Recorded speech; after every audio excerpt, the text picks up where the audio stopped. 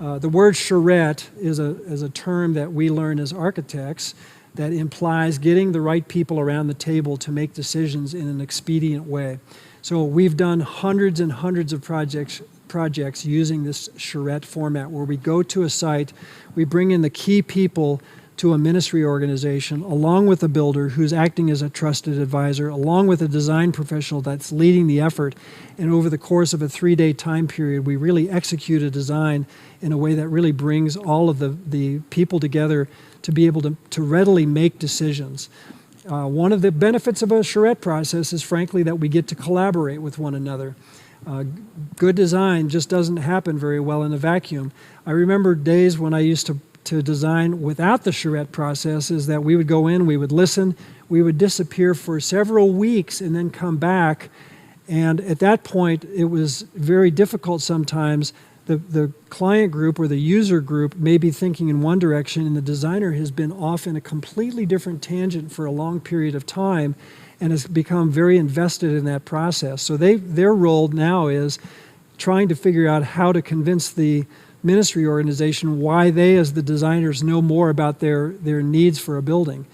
The charrette process really takes that and changes that and really brings the designer in alignment with the needs in a real-time situation, so that they don't get too far down the road without really hearing from those that are going to be using the building.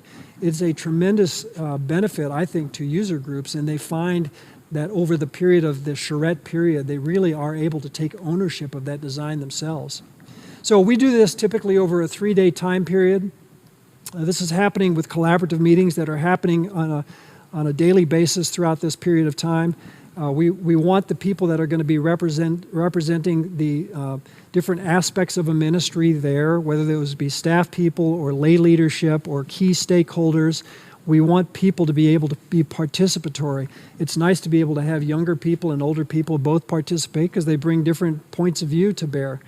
But we find that in the 3-day time period, we can get through about 90 to 95% of the decisions of a schematic design process. It's not the final permit drawings, but it gives us a real jump on the schematic design process.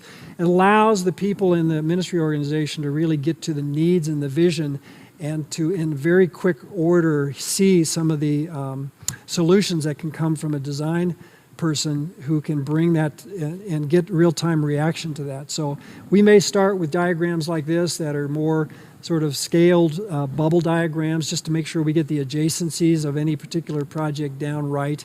That will eventually lead into master planning and site planning for a particular site, bringing those kinds of decisions in a very graphic way. Again, these are not working drawings, which leads into floor plans for the building. So these bubble diagrams are now transitioning into real floor plans that begin to depict how the building is used, really showing the scale of a space.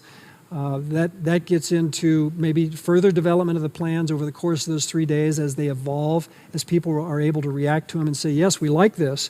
This isn't working so well for us. Maybe we could blend these two ideas. So bringing people's opinions in a very real-time way is going to be important. Getting to the outside look of the building to bring consensus to that. We find that oftentimes this is the area of maybe the potential biggest disagreement, is bringing everybody to the same page and finding unity on what the building needs to look like. Does it fit into the context of the surrounding area? Does it fit into the vernacular of a local area? Does it fit the vision of what you're trying to portray to the general community? So having several runs at this so that people can react to this sort of thing, not just in these 2-dimensional views, but also in 3-dimensional views. So all this is happening, by the way, during these 3 days. So we're getting very quickly to the 3-dimensional aspects of a building, beginning to explore the use of materials, shape, form, massing, all of these things that, again, I would include in the category of the free tools of architecture that we really want to be thinking hard about. And allowing people to express themselves, whether that be the people that are actually involved in the ministry or the general contractor, who can speak not just to cost issues, but also to design issues as well. We have found that eventually we can get into photorealistic renderings that really portray in a very real sense what a building can look like. Sometimes these renderings are almost indistinguishable from what the ultimate photograph of the real building is going to look like. But it gives people a real good sense of the scale and the mass and the form and the size and the materials and the way that outside space merges to inside space. These can be tremendously effective tools as you're conveying the images of this vision to other people that are going to be asked to follow up on the charrette and get involved, perhaps financially and otherwise. So these are great tools that have developed.